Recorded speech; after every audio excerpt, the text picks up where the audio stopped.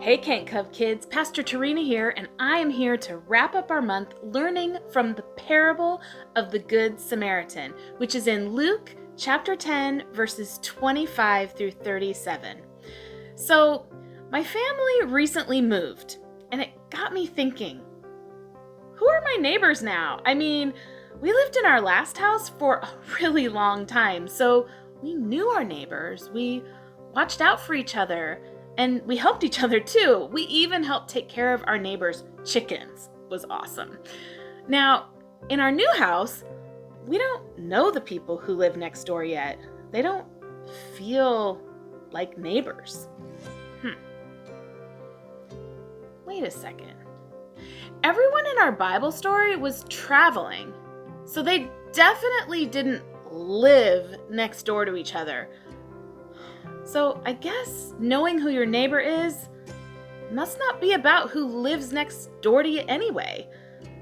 So I did a little research to get to the bottom of this because I wanted to know, what does this mean?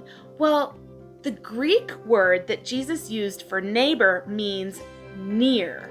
So my neighbors are people who are near to me, like the people who live next door, but also my kids, Mr. Kevin, my mom, because we live together, and Pastors Corey and Peter and Dan, because I see them almost every day.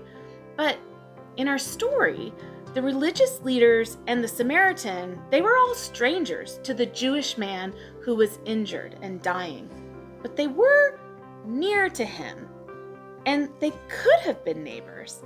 But it was only the Samaritan who was a neighbor to the Jewish man, because even though they were enemies, he showed love and care through his actions.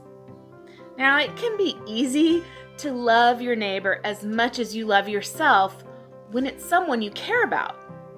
That's harder to do when it's someone you don't like. So when Jesus used a despised Samaritan as the example of how to love your neighbor, he was saying everyone is our neighbor, even the hated Samaritans.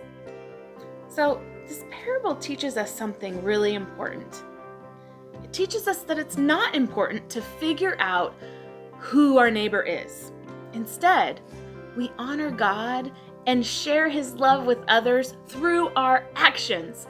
So friends, we can show love and kindness to every person who is right in front of us, near to us, each and every day, like our family and friends, classmates, teammates, even kids we don't like so much.